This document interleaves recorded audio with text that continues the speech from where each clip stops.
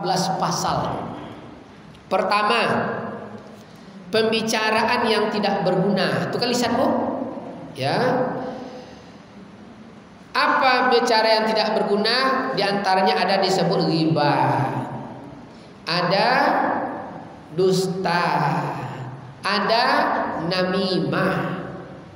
Berbicara yang tidak bermanfaat bagi kita sendiri dan tidak berarti bagi orang lain, itu namanya sia-sia.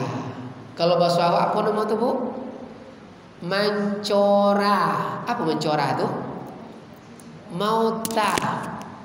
Itu biasa terjadi kalau bosu jo kawan lama. Lah tidu malam tu lah jam 11, baculiak balik. Wako tutu ya, duduk lo balik. Betul, Bu? Baulang sampai jam 3. Lah kalau lo cukil lah kene. Wako tutu ang dak temo ceweknya. Baulang lo balik. Itu namanya pembicaraan tidak berguna, namanya lagha. Ya. Diam orang mukmin hendaklah menjadi tafakkur, dan penglihatan orang yang beriman sempurna adalah mengambil pelajaran. Ucapan orang-orang yang alim adalah zikir. Modal ketiga itu cuma adalah waktu. Betul, Bu? Waktu. Cuma kita kadang tidak mampu mengambilnya. Diam, tafakkur, itu orang sempurna. Ya. Penglihatannya iktibar, ucapannya zikir. Modalnya cuma waktu. Payah kali kadang kita, Bu, ya. Pol payah duduk, astagfirullah, nampak, masya Allah. Kan jadi tafakkur. Kau nak nampak, cilakoi duit lah datang kulo, astagfirullah, cilakoi duit. Kan lisan, Bu, ya. Nanti nampak kita belum sempurna beriman. Kita duduk di majlis taklim, datang seseorang bertato, rambutnya tidak bersisir, bajunya kurang rapi, ngomong kadang kalau lisan, mangalo kelera ke sikol. Yang orang itu belum berdosa dengan kita, tapi karena kita lebih kotor, udah berdosa kepadanya. Betul, Bu? Seandainya kita berbuat ibadah di hari itu benar, pindah kepada dia. Seandainya dia berdosa di hari itu, pindah kepada kita. Siapa yang rugi? Karena kita tidak melihat Allah. Min husnil Islam al-mar'i tarkuhu ma la yaghnihi, kata Rasulullah. Rawahu Tirmizi. Termasuk tanda sempurna keislaman seseorang adalah dia mampu meninggalkan sesuatu yang tidak berguna pada dirinya. Itu sempurna Islam. Jadi kalau tidak kampaguno, tinggalkan aja. Itu tanda sempurna. Min husnil Islam, tanda sempurna Islamnya. Ya. Masih banyak tuh, Bu, ya, pendapat-pendapat para arif billah tentang itu. Kedua, berbicara berlebihan. Tulisanmu kayak apa berbicara berlebihan? Atha bin Abdurrahman berkata, orang-orang sebelum kalian tidak menyukai berbicara banyak atau berlebihan. Mereka menganggap selain kitab Allah dan sunnah Rasulullah sallallahu alaihi wasallam, atau selain amar ma'ruf nahil munkar, dianggap sebagai kelebihan dalam berbicara. Itu menurut Atha bin Abdurrahman. Jadi kalau itu kan banyak kone awak ni, Bu, ya. Rasul disindir awak ni, ya, Bu. Awak kadang pergi membeli tempe nya, cito sampai lo ke Amerika. Sampai pulau ke rumah, macam-macam, Bu, ya. Ndak urusan awak kadang, makanya banyak penyakit, Bu. Ya. Iya, Bunda. Iya.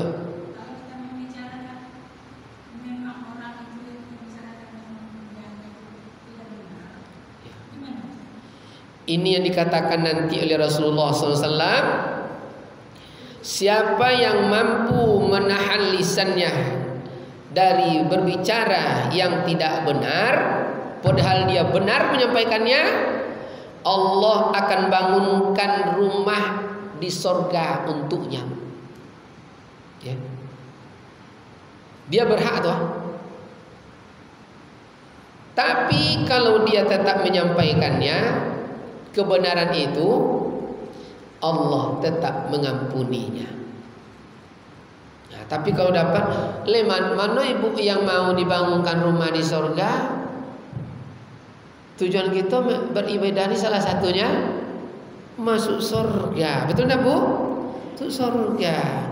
Jadi kalau dapet, ya Allah, ancaklah jangan lagi. Ya.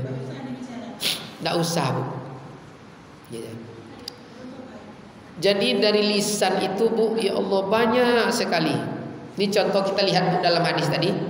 Man tarakal mira'a wa huwa muhiq bunya lahu baitu fi a'lal jannah wa man tarakal mira'a wa huwa mubtil bunya lahu baitu fi raditul jannah. Rawahu Tirmizi. Siapa yang mampu meninggalkan perkataan, ya, perbantahan padahal dia benar, maka dibangunkan untuknya rumah di surga yang paling atas. Dan siapa yang meninggalkan perbantahan perkataan sedangkan dia salah, maka dia tetap dibangunkan untuknya sebuah rumah tapi di pinggirnya surga. Benar kita Bu. Tapi kalau kan bermasalah, jangan sampai tahan. Jaminannya Allah bangun rumah untuk kita pilih surga paling atas.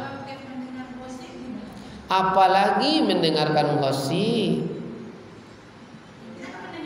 Iya, tanda belum sempurna Islam. Belum sempurna Islam. Ndak urusan awak ada Bunda. Makanya orang dulu berkata, ukurlah bayang-bayang sepanjang badan. Apa tujuannya? Supaya kita selamat. Min husnil Islam. Itu tanda sempurna Islamnya. Itulah Islam rahmatan lil alamin. Deh, itulah yang Bunda ya. Rasa-rasa di sini sindir awak kadang-kadang nak kaji kok. Nyo kaji telur ya jo sono nyo Bunda. Tapi ndak apa je Bunda.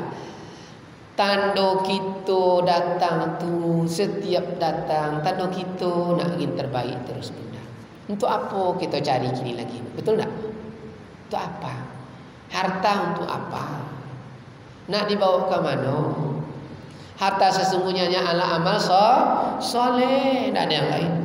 Amal soleh. Amal soleh. Ya. Nah, ya. Ada lagi dibilang oleh Rasulullah tadi, ya. Apa dalam hadis? Qala Rasulullah sallallahu alaihi wasallam, tuba liman umsakul faslu min lisani wa amfakul fadla min mali. Berbahagialah orang yang dapat menahan kelebihan lisannya dan mengimpakkan kelebihan hartanya. Itulah orang yang paling bahagia tersebut. Jadi orang yang paling bahagia itu dia mampu menahan kelebihan lisannya dan mampu mengimpakkan kelebihan hartanya. Itu orang paling bahagia. Jadi kalau lebih harta nyobain pak. Kalau kan banyak cito nyendak soto doh. Itu orang paling bahagia tuh kata Rasulullah. Mudah-mudahan awak di situ ya Bunda ya. Amin. Amin. Allahumma amin. Kita kan dalam rangka.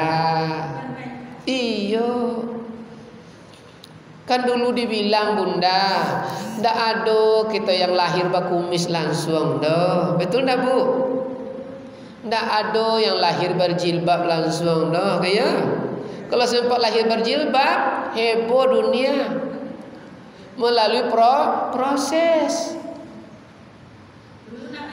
Iyo biasa tu nyo. Ndak ada bumi yang tidak dibasahi hujan. Tak ada manusia yang tidak hilap. Yang terbaik yang mengetahui dia ada pernah hilap. Itulah kebaikan.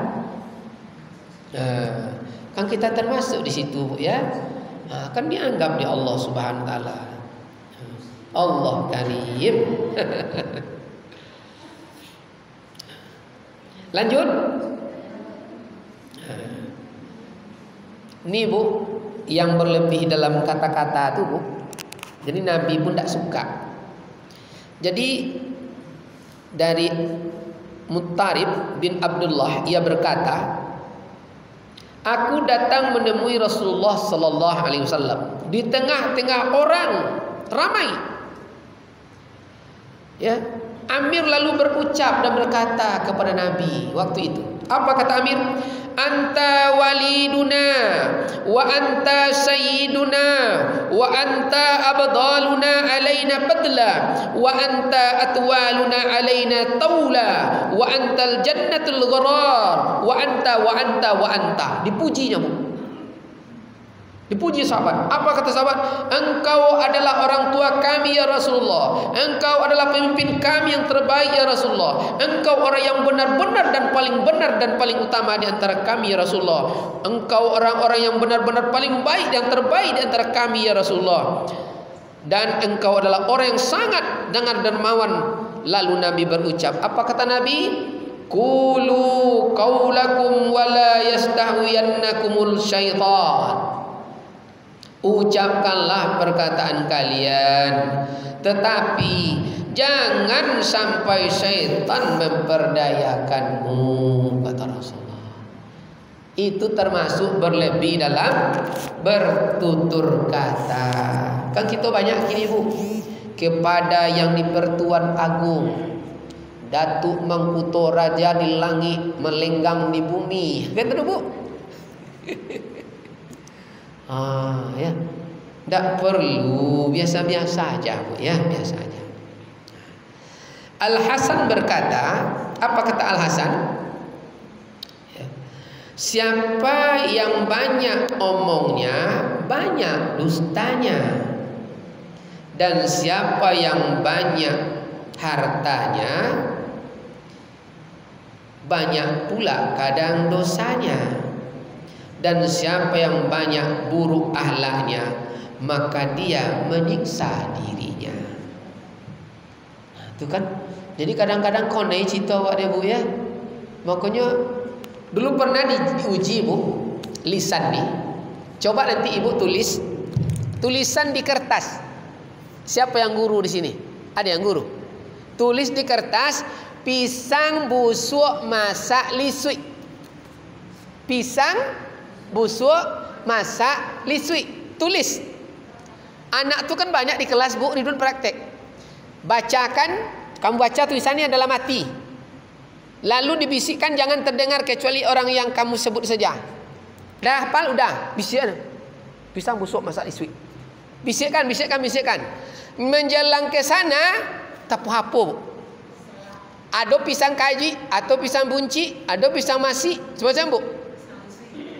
Ada pisang lisui, ada pisang dijual dek mak lisui, macam-macam. Begitulah seterus. Tidak bisa Bu. Makanya dalam kajian ini, nampak dek mata, terdengar oleh telinga, jangan percaya, selidiki dulu. Betul Bu? Nampak dek mata, terdengar oleh telinga, jangan percaya, selidiki dulu. Ibu mau dengar riwayatnya? Mau tak? Riwayat dulu seorang raja, itu kajiannya ditulis. Kena udah 3 hari datangnya, apa Nampak dek mata, terdengar oleh telinga, jangan percaya, selidiki dulu. Hari kelima dia datang, raja berdiri. Apa kata raja? Tuanku, sini. Nampak dek mata, terdengar oleh telinga, jangan percaya, selidiki dulu. Kalau kan itu kaji, istirahat dulu ya. Nih duit dikasihnya bu.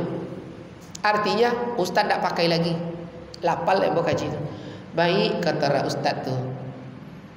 Cuma ada permohonan ambo ya Pak Tuan Raja. Apa permohonannya?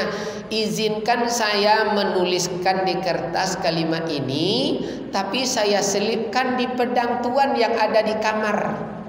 Di kamar raja. Selipkan. Di kamar raja itu ada pedang begini, Bu. Diselipkan di situ. Raja tuh hobinya berburu. Udah seminggu kemudian raja berburu. Lalu begitu berburu, tuh banyak prajurit yang ikut.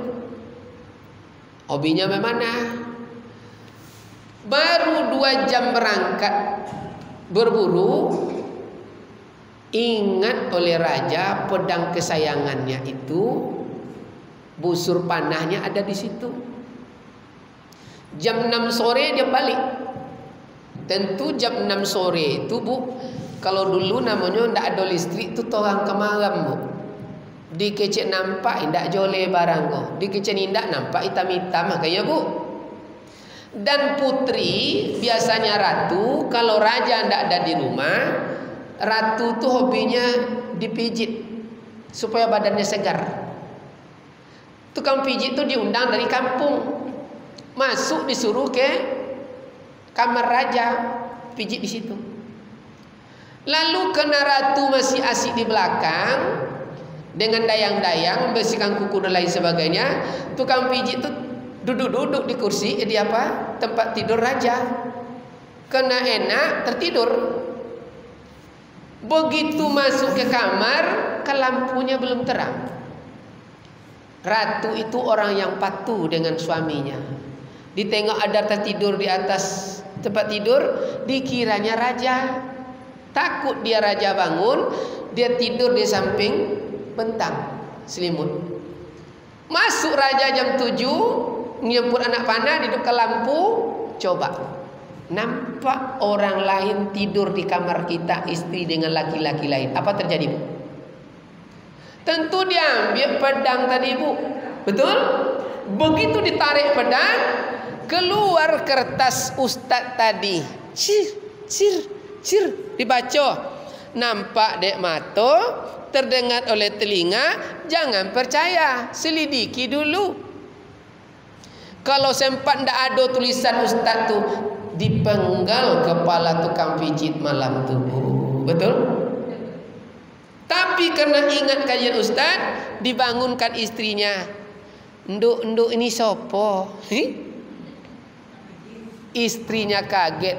Saya kira tuan tadi yang pulang tuan. Enggak.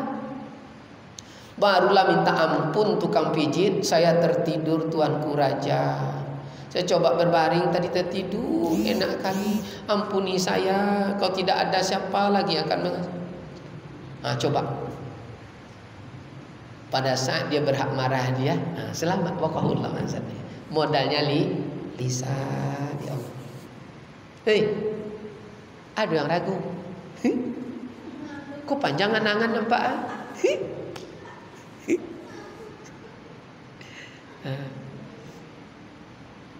Lanjut. Lanjut ya. Yazid bin Abdul Hubaib. Apa kata Yazid? Termasuk fitnah seorang yang alim adalah jika dia lebih suka berbicara ketimbang mendengar. Itu fitnah bagi orang yang alim, orang yang banyak ilmu. Makanya orang bu kalau lanjut jadi guru besar, dia ibaratnya kan profesor, ulama tuh banyak diam dong. Paling-paling senyum. Tapi kalau inyol yang banyak cito, jadi fitnah. Berhilang kehormatan. Fitnah orang yang alim adalah terlalu banyak dia berbicara.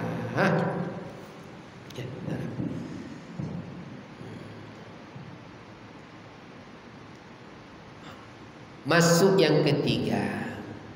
Apa yang ketiga? Melibatkan diri dalam pembicaraan yang batil. Apa batil tu? Bicaraan batil itu apa tu?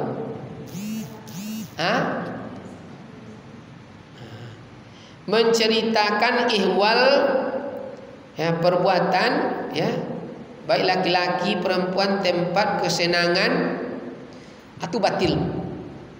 Ya, sehingga orang tidak aman dibuatnya, ya, disebabkan menyinggung perasaan orang lain. Solusinya apa? Batasi bicara. Maka Rasulullah katakan, innar rajula la yatakallamu bil kalima yadhaku bima julusahu yahwi biha ab'ada minar suraya. Rawahu Tirmizi.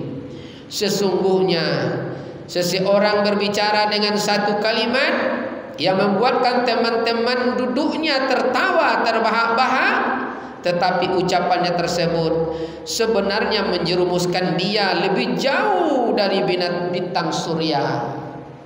Itu bicara yang batil namanya. Karena kadang kita duduk 5 orang, lalu dengan satu kalimat orang semua tertawa. Dia ada tai lalat di sininya. Cantik tapi bertai gitu. Betul bu? Masa bertai begini laku je ya katanya. Orang tertawa sekeliling itu. Menurut dia hebat. Dia telah jauh terzolimi ke mana-mana. Itu batil.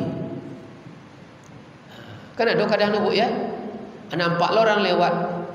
Ada Durmita lewat. Ketawalah orang semua. Yang orang tertawa menikmati yang kita dapat dosa sendiri. Rugi gara-gara lisan tidak dijaga.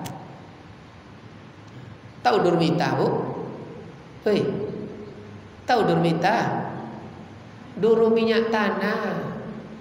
Nampak orang tu samu deyate godang ke bawah, dipanggil, tu Durmita lewat. Kata dia, ya Allah, zalimnya orang ya. Orang lain tertawa akibat dia ngomong. Orang lain tidak berdosa, dia yang berdosa. Itu dia, batil namanya. Ya, batil. Batil. Maka a'zamun nas khataya yaumal qiyamah aksaruhum khataya bil batil. Orang yang paling besar dosanya pada hari kiamat, kata Rasulullah, adalah orang yang paling banyak melibatkan diri dalam pembicaraan yang batil, kata Rasulullah. Jadi, ada berapa tuh? 3 ya. Lain nampak dari 2 nah. 4. Apalagi pembicaraan yang suka berbantah dan berdebat. Dilarang Rasulullah. La tumari ahoka wa la tumazihi wa la ta'uduhu mau'idan fatuhlipuhu. Rawahu Tirmizi. Janganlah kamu suka mendebat saudaramu. Janganlah kamu suka mempermainkannya. Dan janganlah kamu membuat janji dengannya lalu kamu tidak tempati. Dilarang. Kenapa? Karena perdebatan itu adalah bibitnya permusuhan. Man tarakal mira'ah, itu yang dibilang tadi. Bibit permusuhan. Kok nak sampai togak, sampai nampak ulik lehernya, kuku-kukunya. Maka berdebat itu tujuannya satu, membodoh-bodohi manusia. Betul tak? Berdebat itu membodoh-bodohi manusia. Lalu apa lagi? Mempermainkannya. Nah, kini tidak ya, dibuat debat cawapres. Allahu Karim. Kalau masuk kajian maksiat batin ini disindir sampai kita ke mana-mana ya Bu ya. Imbalan kalau kita mampu meninggalkan perdebatan ya. Ma dhalla qauman ba'da azhadahumullah ta'ala illa utulul jadal. Tidaklah sesat suatu kaum setelah Allah menunjukkan mereka kecuali karena mereka melakukan suka perdebatan. Jadi kalau ingin kita aman negeri ini, ingin sukses, ingin berjaya, kurangi berdebat itu. Kurangi. Nah itu ya, kalau bisa. Karena berdebat tuh sukanya membodoh-bodohi orang. Betul tidak, Bu? Ang tak ngerti dah. Wah, ang tak paham nih. Ya Allah ya Karim. Maka dalam hadis, dan Umar berkata, la tata'allamu ilmi li salasin wa la tatrukuhu li salasin wa la tata'allamuhu syamariya bihi wa la litubamin bihi wa la syamari bihi. Panjang hadis itu, kata Umar itu, janganlah kamu belajar karena 3 hal, kata Umar. 1, jangan pula kamu meninggalkan karena 3 hal. Mana yang 3 itu? Jangan kamu belajar karena ingin pandai berdebat untuk membanggakan diri atau untuk pamrih. Janganlah kamu meninggalkan karena malu menerimanya, karena zuhud diri, atau karena rela tidak mengetahuinya. Paham maksudnya, Bu? Woi, kok lain pono? Pertama kata Umar, ya, jangan kita belajar kalau hanya untuk pandai berdebat. Maka dalam kajian ini menuntut ilmu, tujuannya membodohi manusia, yang benar di penjara, yang salah tertawa, hukumnya haram dalam kajian ini. Itu dia. Jadi kalau menuntut ilmu kan membodohkan orang, itu haram hukumnya. Nah, kini kan kau nih pe awak ni wah. Ya. Lalu apalagi? Janganlah kamu membanggakan diri kalau untuk pamrih. Tak ada gunanya. Jadi kalau untuk bangga-bangga ni magi ya, tu kalau ndak den mata ndak jadi aja, ndak usah. Ndak pernah ada gunanya. Tinggalkan. Ndak untuk itu guna ilmu tu, berarti itu. Ya. Ndak untuk itu. Ndak untuk itu. Rugi kita ya, rugi.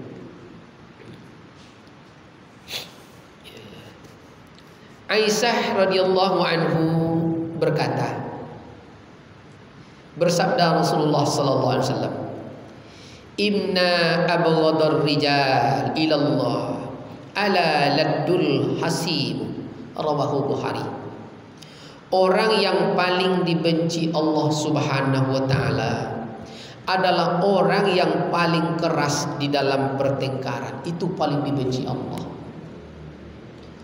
Kalau paling keras dalam pertengkaran itu biasanya, Bu, kadang urat leher itu keluar tuh. Ibu tahu enggak kajian semiotik? Jadi sekali-sekali besok kita buka kajian semiotik, tanda dan petanda yang 5 nih, Bu. Mim, ha, mim, dal. Nun, jim, ba, ha besar. Ini jim, Bu. Batang jim ini, batang jim. Kalau yang pendek itu tanda suka berkelahi. Jangan tengok boleh dong kawan ni. Kau tengok dong kawan, mak kau iyo kan. Suka bantah tu. Ininya buat batangnya ni pendek, tipis. Ni ada yang mancung, pesek. Ini ya, tanda berkelahi tu. Iya. Maka ilmu firasat ini sekali besok kita buka pula, Bu. Kan dulu kemarin kita bahas Asma Husna 18, betul, Bu? 81. Coba Ibu tengok di sebelah kiri. Sebelah kiri angka 8, angka 1. Angka 8 yang di sebelah tengahnya kan ada gini, Bu? Iya, malaikat. Nih, coba tengok. Ini angka 8, Bu. Ini angka 1 kan? Yang garis angka 8 di tengah nih, yang garis tengah nih, itu ada garis kecil di bawahnya sedikit, betul? Ibu sampai ke garis tuh. Garis tengah nih sampai enggak ke garis pendek atau kecil bawah tuh? Berarti Ibu tak sekampung je laki dah. Kan iya? Nampak? Begitu aslinya ilmu tu. Tapi kalau tidak sampai dah bu, jauh pun ibu merantau kemana-mana, bercita, rupa sekampung awak berdakek rumah di kampung. Tahu? Dia tengok pula ayah tidak sekampung je laki. Bayangkan, ini ilmu makrifah tu bu, ilmu makrifah banyak itu bu, banyak. Di suatu hari kalau ibu mau kita bongkar itu. Siapa yang tak percaya? Ni retak jarimu sendiri. La tabtila, kata Allah. Tak ada ciptaan Allah yang sia-sia. Namanya dilala. Sebelum angin petir ada guru. Sebelum guru ada kilat. Itu dilala namanya. Sebelum orang melahirkan ada hamil sebelumnya. Betul? Itu tanda-tanda. Itu dibilang Allah la tabtila. Siapa? Apalah ta'qilun, gunakan akalmu, gunakan akalmu. Maka orang yang telah berilmu aman hidupnya. Aman. Dia punya ilmu. Itu baru satu kita lihat bu. Besok kalau ada waktu kita coba masuk usus kajian itu. Itu enak dia. Tidak dukun tu dah. Ilmu. Orang yang banyak tahu namanya ulama. Banyak dia tahu seluruh ilmu.